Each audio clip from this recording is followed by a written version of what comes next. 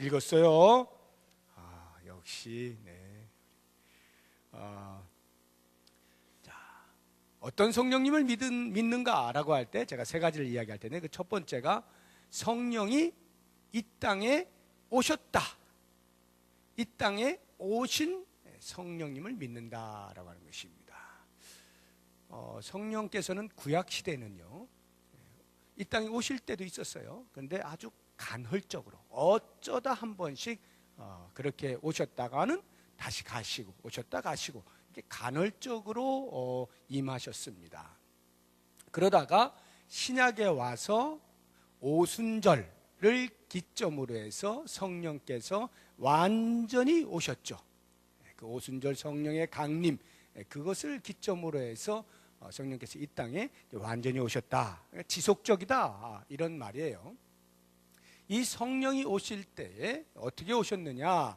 그냥 성령께서 단독적으로 이제 내가 이 땅에 내려가야 되겠다 해서 오신 것이 아니라 철저하게 하나님의 계획과 하나님의 약속을 따라 예수님이 그 하나님께 간구하심으로 그렇게 해서 성령께서 오시게 됩니다. 이제 지금부터 성경을 부지런히 찾아야 되는데 손이 못 따라가시는 분들은 걱정하지 마시고 그거 찾으려고 하지 마시고 귀를 빨리 열어서 들으시면 됩니다. 요한복음 14장 요한복음 14장 16절입니다. 시간 관계상 찾으신 분들로만 읽고 그 외에는 들으시면 돼요. 똑같으니까. 14장 16절 시작. 내가 아버지께 구하겠으니 그가 또 다른 보혜사를 너희에게 주사 영원토록 너희와 함께 있게 하리니. 예수님이 말씀하시는 거예요. 아버지께 구해서, 하나님 아버지께 구해서 또 다른 보혜사, 즉 성령을 너희에게 보내어 영원토록 너희와 함께 있게 하겠다. 이와 같은 예수님의 간절한 바람, 그리고 누가복음 24장 49절입니다.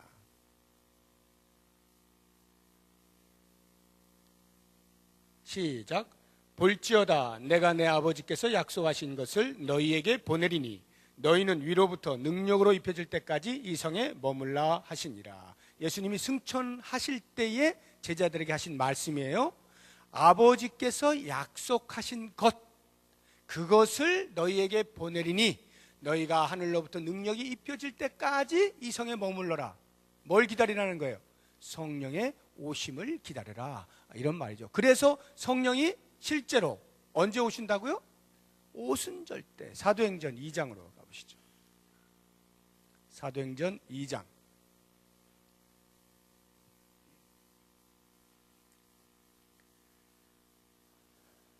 눈으로 보십시오. 1절에서 4절까지 눈으로 보시면 성령이 임하는데 마치 급하고 강한 바람 같은 소리가 그 자리에 모인 모든 사람들에게 그 집에 가득하고 불의 혀같이 갈라지는 것들이 그 자리에 있는 각 사람 머리 위에 다 각각 임하게 되면서 성령의 충만함을 받고 성령을 따라서 방언을 말하게 되었다. 이와 같은 성령 오심의 현상들을 우리에게 말씀하고 있습니다. 이렇게 성령께서는 아버지의 약속하심을 따라 예수 그리스도께서 승천하시고 대신하여 또 다른 보혜사로 우리에게 보내주시겠다라고 하는 그 아버지와 아들의 계획과 목적을 따라 성령이 이 땅에 오시게 되었다라고 하는 겁니다. 그 성령을 우리가 믿는다라고 말하는 거예요. 그 다음에 믿는다라고 할 때 뭘 믿느냐? 그 성령이, 이 땅에 오신 성령이 우리에게, 예수 믿는 사람에게 내주하신다는 것을 믿는다, 이런 말이에요. 성령의 내주하심을 믿습니다. 내주, 안에 거하신다, 이런 말이에요. 우리 고린도전서 6장을 한번 가보시기 바랍니다. 고린도전서 6장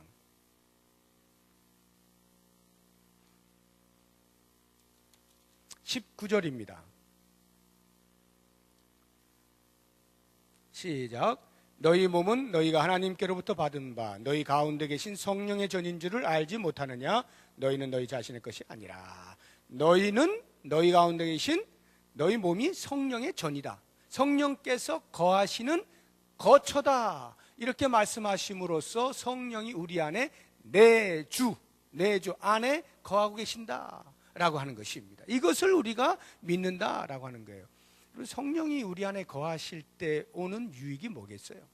성령이 우리 안에 거하셔요. 유익이 뭡니까? 평소에 우리의 삶 가운데 잘 못 느낄 수도 있을런지는 모르겠습니다만 그것이 바로 성령의 내주하심이에요. 마치 어린 아이가 늘 옆에 엄마가 있는 거잖아요. 우리 희준이 희영이 늘 눈 뜨면 옆에 엄마가 있잖아. 그냥 그런 거예요. 근데 엄마가 없으면 어떻게? 불안해지죠. 엄마 어디 갔어? 당황스럽죠. 성령이 우리 안에 내주하신다는 것은 마치 그런 거예요. 엄마를 늘 옆에 두고 있는 어린 아이와 같은 그런 유익이다 이 말이에요. 그래서 엄마가 늘 옆에 있을 때는 언제나 있기 때문에 엄마가 얼마나 중요한지를 잘 모르는 채 그저 그냥 지내다가도 엄마가 없을 때 당황스러워할 만큼 그렇게 밀접한 그런 관계로 성령께서 우리 안에 내주하고 계신다.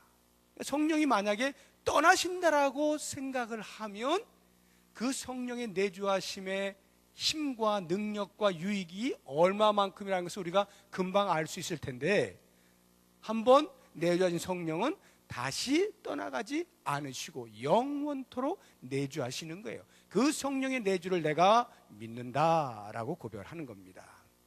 자, 그러면 여러분, 성령이 내주하셨어요. 우리 안에 내주하시고 계셔요 지금. 그럴 때 나타나는 현상이 뭘 것 같아요? 성령이 우리 안에 계실 때에 우리의 삶에서 나타나는 현상, 그것은 싸움입니다. 싸움이 나타나요. 성령과 육체가 싸우는 거예요. 이 안에 성령의 소욕, 성령이 하고자 하는 어떠한 삶의 패턴, 양식, 그것이 있는데 우리는 성령을 모시기 전에 내가 나 스스로 살던 육체의 소욕대로 사는 그런 패턴들이 있었단 말이에요. 그 두 개가 부닥침으로써 싸우게 돼요. 그래서 영적인 갈등을 느끼게 되는 것입니다. 저는 갈등이 전혀 없는데요 라고 하는 둘 중에 하나예요. 완전히 성령으로 충만하시던가 아니면 완전히 성령님과 관계없는 분이든가, 둘 중에. 성령을 모시고 사는 사람은 반드시요, 우리의 육체가 살고자 하는 어떤 삶의 패턴과 성령이 요청하시는 그 삶의 패턴에 충돌이 있게 마련이에요. 거기에서 갈등이 생기는 겁니다. 그래서 이거 이렇게 하긴 해야 되겠는데 그렇게 하자니 손해보는 것 같고 그냥 살짝 모른 척, 이런 싸움이 계속 일어나는 거예요. 그래서 육체의 소욕을 따라 살다 보면 또 마음에 막 양심이 걸리는 거예요. 이러면 또 성령께서 아파하실 텐데, 이렇게 살면 안 되는데 내가 왜 이렇게 살지? 하면서 또 갈등을 느끼고 하는 이러한 삶이 있는 것은 곧 내가 성령을 모시고 사는 것에 대한 증거입니다.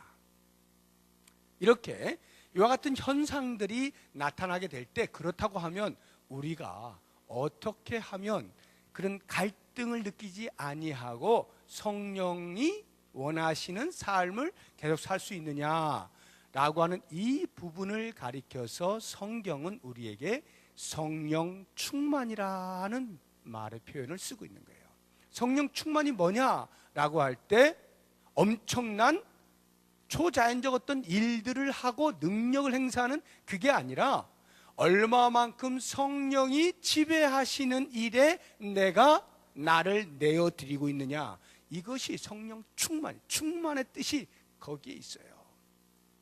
그저 성령으로 사로잡힌 삶, 이게 성령 충만입니다. 성령의 내주가 있는 사람에게는 반드시 요청되는 삶이 있는데 그것이 바로 성령 충만이에요. 성령으로 충만하도록. 그래서 에베소서에서 그렇게 말씀하시잖아요. 때가 악하다고. 우리는 술 취하지 말고 오직 성령의 충만함을 받아야 되는 거예요. 성령의 충만함으로. 성령이 나를 전부 지배하여 나아갈 수 있도록 나 자신을 내어드리는 삶, 이것이 성령의 내주하심을 믿는 사람이 요청받는 삶이다라고 하는 것입니다. 자, 그렇다고 한다면 이러한 성령 충만을 하기 위하여서 우리가 하지 말아야 될 것 두 가지가 있는데, 그 첫 번째가 성령을 근심케 하면 안 됩니다. 성령을 근심케 하면 안 돼요. 자, 찾아봅니다. 에베소서 4장 30절. 에베소서 4장 30절. 시작. 하나님의 성령을 근심하게 하지 말라. 그 안에서 너희가 구원의 날까지 인치심을 받았느니라. 자, 근심시켜드리면 안 된다라고 하는 게 무슨 말일까요? 성령이 싫어하시는 것을 하지 말라, 이런 말이에요.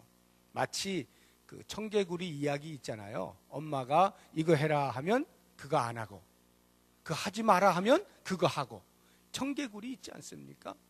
그런 것처럼 우리가 성령께서 내 안에 내주하고 계시는데, 성령께서 끊임없이 순간순간 우리에게 요청하시는 삶의 모습이 있는데, 그때마다 아이 그거 안 할래요, 그거 해, 안 할래요, 야 그거 하면 안 돼, 아유 난 하고 싶어요, 이렇게 자꾸 반대로 살게 되면 성령이 우리 안에서 근심을 하게 되는 겁니다.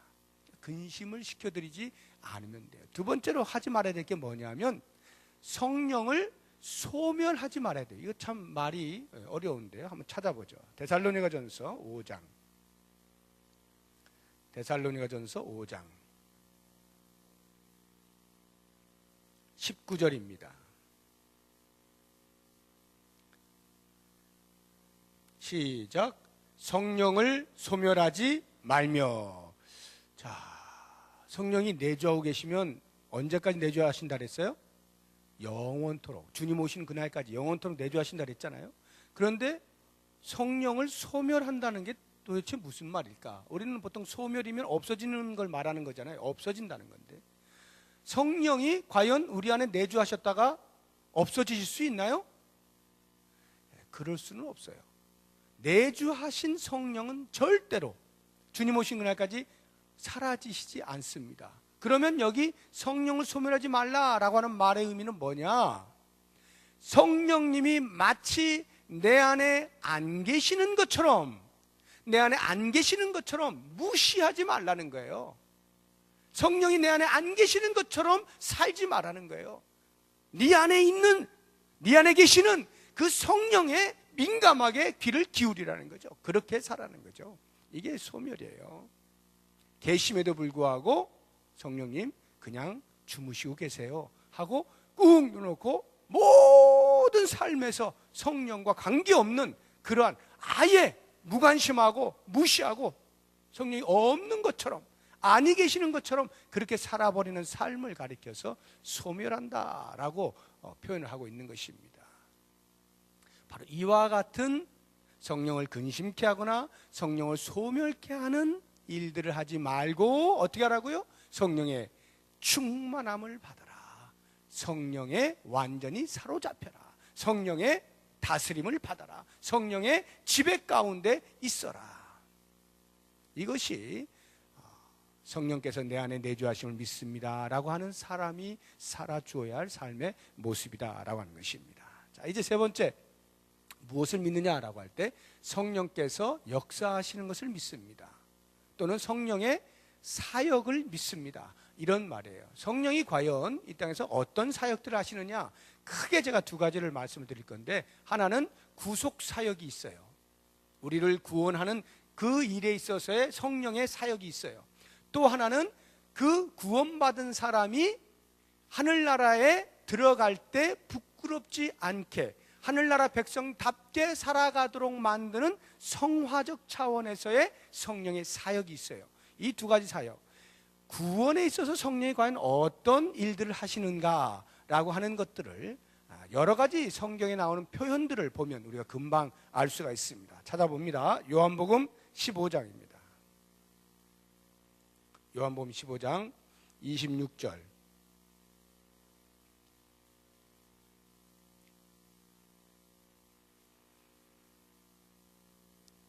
시작. 내가 아버지께로부터 너희에게 보낼 보혜사 곧 아버지께로부터 나오시는 진리의 성령이 오실 때에 그가 나를 증언하실 것이요. 성령께서 뭐 하신다고요? 예수님을 증언하신다는 거예요. 어떻게 증언하신다는 거예요? 예수님만이 참된 구세주이십니다. 이것을 증언하신다 이 말이에요. 구원자 되심을 증언해요. 그 다음 요한복음 16장 13절.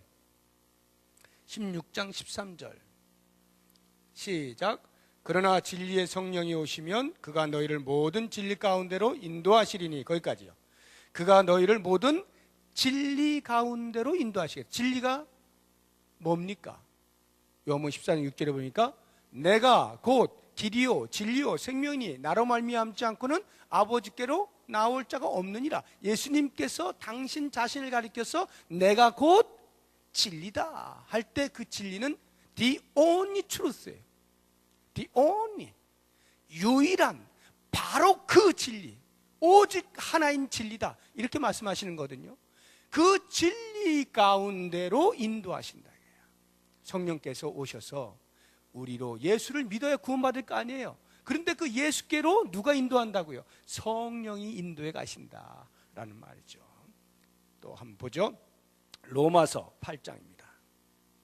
로마서 8장 16절. 로마서 8장 16절 시작. 성령이 친히 우리의 영과 더불어 우리가 하나님의 자녀인 것을, 성령이 뭘 증언해요? 우리가 하나님의 자녀인 것을 증언해 주신다는 거예요. 네. 성령께서 이와 같은 일을 하셔요. 이제 오늘 우리가 읽은 본문의 말씀을 중심으로 해서 한 가지를 더 보겠어요. 성령이 하신 일이 뭐냐? 우리의 영적인 갈증을 해소해 주시는 분. 이게 다 구원과 관련된 말들이에요. 오늘 본문 말씀 찾아보세요. 그 전에 요한계시록부터 한번 보죠. 요한계시록 제일 끝에 제일 마지막 장 22장. 요한계시록 22장 17절. 17절 시작. 성령과 신부가 말씀하시기를 오라 하시는도다. 듣는 자도 오라 할 것이요 목마른 자도 올 것이요 또 원하는 자는 값없이 생명수를 받으라 하시더라. 누가 말씀하셨다고요? 성령과 신부. 신부가 누구예요? 예수님이죠. 성령과 예수님께서 말씀하시기를 목마른 자 와라, 다 와라, 값없이 생명수를 받아라 이렇게 말씀하셨어요. 오늘 본문의 말씀 요한복음 7장 가보십시오. 요한복음 7장 37절부터 보시게 되면 예수님께서 말씀하시는 거예요. 누구든지 목마르든 내게로 와서 마셔라. 나를 믿는 자는 성경 이름과 같이 그 배에서 생수의 강이 흘러나올 것이다 말씀하시고 39절에 설명이 이렇게 돼 있죠. 이는 그를 믿는 자들이 받을 뭐를 가리켜? 성령을 가리켜 말씀하신 것이다. 목마른 자들아 다 나한테로 와라. 그러면 그 배에서 생수의 강이 흘러나올 것이다. 생수의 강이 뭐라고요? 성령이다. 성령을 가리켜 그렇게 말씀하셨다라고 표현하고 있지 않습니까? 자, 이제 잘 보세요. 이 37절을 보시면 언제 이런 말씀을 하셨는지가 나오죠. 명절 끝날 곧 큰 날에 이렇게 나오죠. 여기 명절이 어떤 명절이냐면 초막절입니다. 이스라엘에 큰 3대 절기가 있죠. 많은 절기가 있지만 대절기 3개 절기가 있어요. 유월절, 오순절, 초막절. 1년을 이렇게 하나로 볼 때에 가장 마지막에 있는 절기가 초막절이에요. 7월 15일부터 일주일간 초막에서 지내요. 초막에 지내고 마지막 8일째 되는 날 성회로 모여요. 자, 이때 이 초막절의 의미가 뭐냐 하면 하나님께서 우리의 선조들을 애굽에서 나오게 하신 이후에 광야의 40년 동안의 삶을 지켜주셨다라고 하는 것, 그 광야의 삶을 지켜주셨다라고 하는 것을 기념하여 초막에서 지내고 사는 거예요. 일주일 동안을. 그러면서 그 광야에서 하나님께서 매일같이 만나를 내려주셔서 그들로 먹고 살 수 있도록 만들어주신 그 은혜를 기억하고 감사하면서 초막절을 지내는 거거든요. 또 하나가 뭐가 있느냐 하면, 그렇게 초막에서 지내면서 매일 성전에서 제사를 드리는데 말이죠, 실로암 못에 가서 황금 주전자에다가 물을 뜹니다. 그 못에 물을 떠요. 그래가지고 성전 제단에 와서 서쪽에다가 제단에다가 그 물을 부어요. 그 물을 붓는 그 모든 과정, 이제 제사장이 그 일을 하는 거죠. 그 모든 과정 속에서 성전에 대기하고 있는 287명의 악단이 있어. 악단. 우리 교회로 하면 관현악단, 오케스트라 287명이 쫙 늘어서 있어요. 4,000명의 찬양단, 찬양대 대원들이 4,000명이 서가지고 그 의식을 치르는 동안에 찬양을 올려드리는 거예요. 매일같이 7일 동안. 자, 광경을 한번 상상하시고, 그런데 그 7일이 다 끝났어요. 그리고 8일째 마지막 날, 명절 끝날 곧 큰 날 성회로 모였을 때는 이 의식을 치르지 않습니다. 더 이상 물을 떠서 붓고 하는 일을 하지 않아요. 그럼 여러분, 왜 이 사람들이 그 7일 동안 그 물을 붓는 이것을 왜 하겠어요? 광야에 사는 동안에 만나만 먹여주신 것이 아니라 목말라 죽겠어요 라고 할 때 반석에서 물을 퍼내주셔서 마시게 해주신 거예요. 그 은혜를 기억하고 감사하여 기념하면서 그 의식을 행하는 거거든요. 바로 그와 같은 때에 그런 의식이 더 이상 있지 아니한 성회로 모인 8일째 되는 날, 예수님께서 벌떡 일어서셔서 모든 사람들의 시선을 집중시킨 다음에 하시는 말씀이, 누구든지 목마르거든 내게로 와서 마셔라. 이게 무슨 말이겠어요? 너희들이 지금 기념하고 있는 게 뭘 의미하는 것인지 아느냐? 그 당시에 반석에서 물을 내셨을 때 그 반석이 곧 나를 예표한 거야. 나를 통하여 생수의 강이 흘러 나올 것을 예표한 거야. 너희들 그거 알고 있니? 내가 지금 이 자리에 있는데 너희들 그거 모른 채, 그것도 모르고 지금 의식을 행하고 있지 않느냐? 예수님이 말씀하시는 거예요. 누구든지 목마르거든 내게로 와서 마셔라. 너희의 선조들이 광야에서 하나님의 은혜로 반석에서 물을 내 마셨던 것이 곧 나를 통하여 그와 같은 일이 있을 것에 대하여 예표한 것이니, 이제부터 너희들은 목마르면 나에게 와라. 나에게 구원이 있다. 갈증이 있느냐? 영적인 갈증이 있느냐? 나에게 와라. 여기에 구원이 있다. 그 배에서 생수의 강이 흘러날 거야. 이것이 곧 성령을 가리켜 하신 말씀이라. 나를 믿는 자 성령으로 충만케 되어질 것이다. 이것을, 그 의식을 행하는 사람들에게 정확하게 반석이 무엇을 의미하고 그 반석에서 나는 물이 무엇을 의미하는지를 이렇게 자신을 통하여 성령을 빗대어서 알려주고 있는 것이거든요. 자, 그렇다고 한다면 여러분, 이제 생각을 해보세요. 이 말씀을 주시는 것은 그리스도께로 올 때만이 새 생명이 탄생된다는 것인데, 거기에 어떤 일이 있다는 게, 성령께서 작용을 하신다 이 말이에요. 성령께서. 그래서 우리를 그리스도께로 데리고 나아가는 그 일을 성령이 하신다는 거예요. 그래서 조지신학에 보면 구원의 서정이라고 하는 9단계가 있어요. 인간이 구원받는 9단계가 있어요. 부르심부터 시작해가지고 부르심, 중생, 회심, 믿음, 칭의, 성화, 양자됨, 성도의 견인, 영화, 이렇게 9단계가 있어요. 그래서 우리가 그리스도를 믿는 순간부터 주님 앞에 서는 그날까지의 그 모든 구원의 서정, 여정, 그것을 이렇게 9개로 요약했는데, 거기를 잘 보시면 부르실 때 누가 부르시냐 이 말이에요. 성령이 부르시는 거예요. 누굴 통하여? 우리들을 통하여. 우리가 외적으로 부르기 이전에도 이미 내적으로 성령께서 부르시는 거예요. 그 부르심에 응답하는 사람만이 복음을 듣게 돼 있고 반응할 수 있게 돼 있어요. 성령이 작용하지 아니하면 절대로 복음을 들어도 예수를 믿지 못해요. 성령의 역사하심이 있어야 되는 거예요. 새 생명을 탄생시키는 그 일에 구속사역에 반드시 성령이 역사하셔야 돼.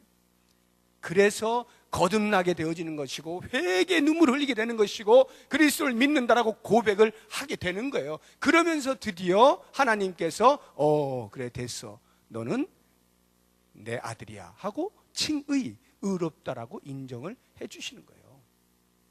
이와 같은 구속사역 속에 성령의 역사하심이, 성령의 사역이 분명히 있다라고 하는 거예요. 우리가 그것을 믿는다라고 하는 거예요. 또 한 가지, 우리가 예수를 믿었어요.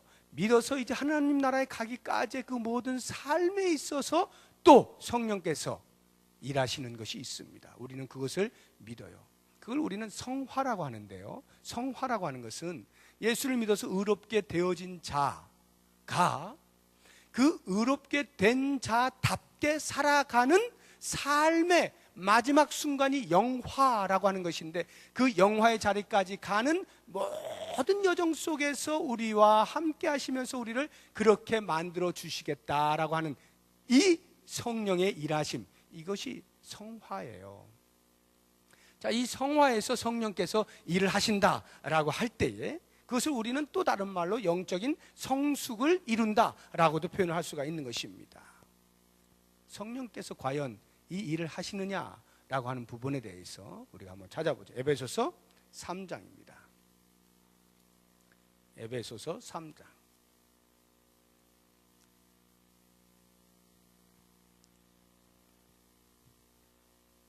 16절 다 같이 시작. 그의 영광의 풍성함을 따라 그의 성령으로 말미암아 너희 속사람을 능력으로 강건하게 하시오며. 뭐라고 되어 있어요? 속사람을 능력으로 강건하게 하시오며. 누가요? 성령으로 말미암아. 성령께서 하신 일이 뭐라는 거예요? 우리의 속사람을 능력으로 강건하게 해주신다는 거예요. 우리는 성령 충만, 성령으로 이렇게 하면, 성령 하면은 뭔가 엄청난 무슨 능력 이렇게 생각을 하기가 쉽지만, 정작 성령께서 우리에게 내주하셔서 일하시는 것은 우리의 속사람을 능력으로 강건하게 해주시는 거예요. 여러분, 성령의 충만함을 받고 성령의 능력을 행사했다라고 소위 말하는 사람들 가운데 그 일이 맞춰지고 하나 둘 쓰러진 사람이 한둘이 아니에요. 능력 있게 행하면 정말 하나님의 자녀다운 그런 능력들을 행사했으면 끝까지 가야지. 그러지 못하고 푹푹 쓰러지고 넘어지는 사람들이 많습니다. 왜? 성령은 그런 외형적인 어떤 것에서 성령의 능력들을 우리들에게 입히우는 게 아니라 우리의 속사람을 강건하게 만드는 거예요. 그래서 성령이 충만하신 사람들은, 성령이 내주하심 가운데 그 성령으로 충만한 사람들은 이 속이 강건해요. 속이 웬만해서 흔들리지가 않는 거예요. 외부의 어떤 일들에 의해서 흔들리지가 않아요.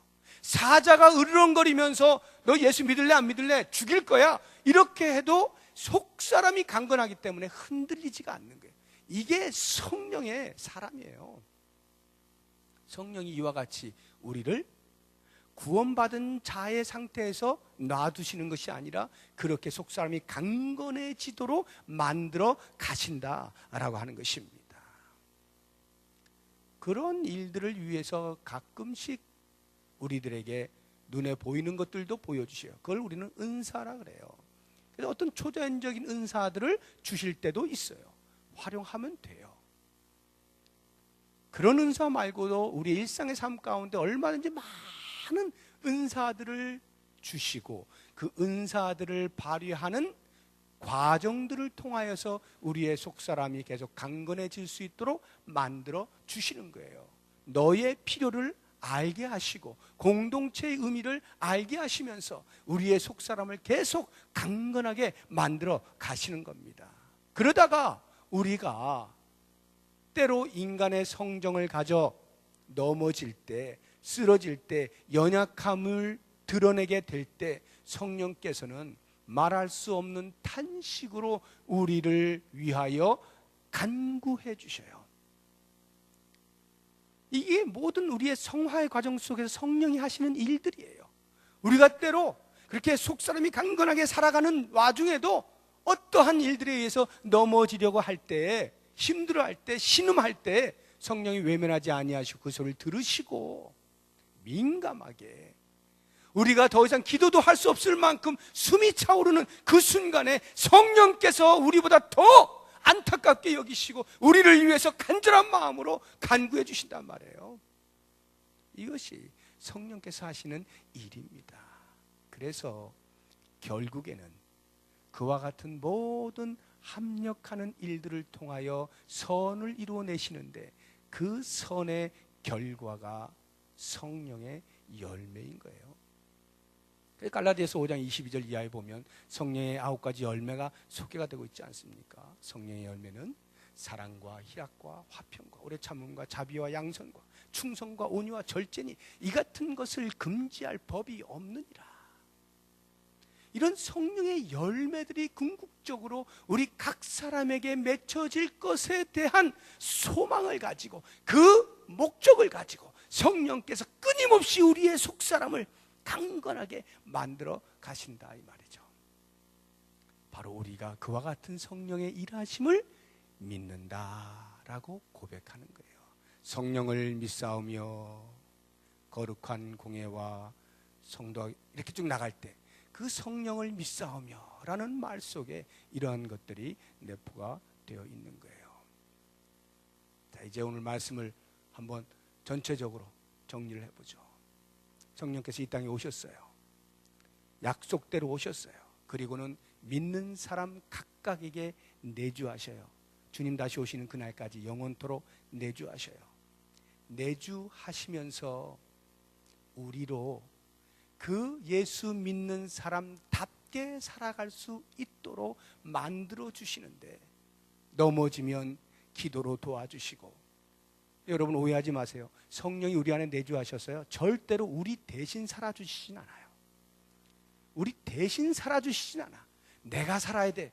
그런데 내가 힘들어하고 어렵고 할 때 성령이 도와주신다 이 말이에요. 기도하시면서 도와주신다는 거예요. 결국 싸움은 내가 싸우는 거예요. 영적인 싸움은 내가 하는 거예요. 그런 영적인 싸움을 싸울 때 잘 싸울 수 있도록, 이겨낼 수 있도록, 견뎌낼 수 있도록 옆에서 끊임없이 우리를 후원하시고 지지해 주신다 이 말이죠. 그것을 우리는 성령 충만이라 표현을 하는 거예요. 그런 성령 충만을 끊임없이 간구하면서 우리의 노력을 그치지 아니할 때 우리의 삶 속에서는 우리도 모르는 사이에 이미 사랑이라고 하는 열매가, 화평이라고 하는 열매가, 희락이라고 하는 열매가, 인내, 오래 참는 열매가, 자비와 양선과 충성과 온유와 절제라고 하는 이런 열매들이 우리도 모르는 사이에 이미 우리의 삶 가운데에서 이렇게 저렇게 맺혀가고 있는 것을 보게 되는 거예요. 그래서 주님이 오시는 그날에는 정말로 아주 아름다운 모습으로 성령의 9가지 열매를 두르면서 멋진 인생으로 주님을 만날 수가 있는 거죠. 우리가 성령을 믿는다라고 고백을 할 때는 바로 이와 같은 우리의 궁극적 삶에 대한 소망을 갖는다는 말입니다. 모쪼록 이 시간에 여러분 성령을 믿습니다라고 하는 이 고백 속에 담겨있는 의미들을 가슴 깊이 새기시면서 오늘도 우리는 어제에 이어서 성령의 인도하심을 따라, 성령의 함께하심을 따라, 성령의 도우심을 따라 또 더 거룩한 삶을 지금 살아가고 있는 거예요. 오늘이 지나면 우리는 내일 더 거룩한 삶으로 또 한 걸음을 걷게 되는 것입니다. 그렇게 살아가시면서 모쪼록 원하시기는 주님 오시는 그때에 아름다운 성령의 열매를 주렁주렁 맺어서 주의 나라 들어가는데 조금도 부끄럽지 아니한 당당하게 천성문을 들어설 수 있는 주의 백성들 되시기를 주의 이름으로 축복합니다. 이 시간에 우리 같이 기도할 때요,